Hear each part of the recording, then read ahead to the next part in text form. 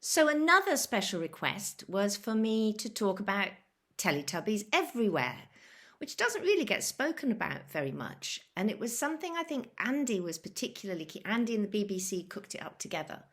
And they were kind of 10-minute episodes. You may have seen them, but you may not. And they were very graphic. So we filmed them at Pinewood Studios on it was like the same principle as a green screen, but it was white. Because the trouble was, if we were green screen, then there was a problem with Dipsy keying. You know, he would go a bit, or you wouldn't be able to see him. And similarly with a blue screen, that threw up some difficulties for Tinky Winky. So we had, and it was really innovative at the time. I think people had done it. So we were in the studio and there were lights underneath, lights at the side, lights from above, boiling hot. And they were very graphic and they were very kind of more Sesame Street educational than the main Teletubbies program had been. So, you know, there would be a theme of a number or a shape. And there would be lots of us, we were just filmed blankly, and then they would put colours on the background, bright pink, bright blue, you know, whatever. And so there might be like one Dipsy would be then, he'd be there dancing around, and then two Dipsies dancing around. And we went up to, I remember doing 10 la-las. It's kind of funny saying, overly filming them. Just dancing around a bit, and then I'm doing it a bit more, So they had enough material for 10 little dancing la-las to gradually appear on the screen.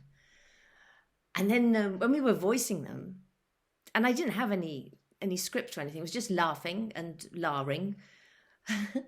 And I remember doing that, and John, we were just after lunch in our little sound studio, and John came rushing in going, put the radio on, and found a radio and plugged it in, and it was the 9/11 thing. And we all just sort of sat round the radio, the four Teletubbies and the sound guy and Sandy. Sue James was there, and I think Anne was there as well.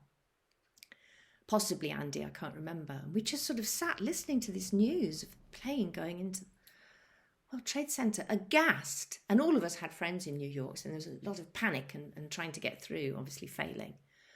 And then I had to go and get on with this thing and just stand. I just remember the surreal feeling of standing in front of this microphone, just laughing my head off in a la-la way for, you know, an hour or so. When inside I just wanted to weep, you know. But anyway, I kind of digress. But that was sort of, and then there was, you know, so there'd be a square and we'd walk round in a square shape and that would be square. And we did 52 of those 10-minute slots.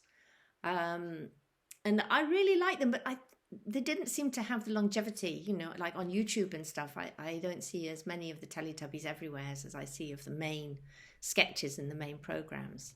But I think they had a charm all of their own.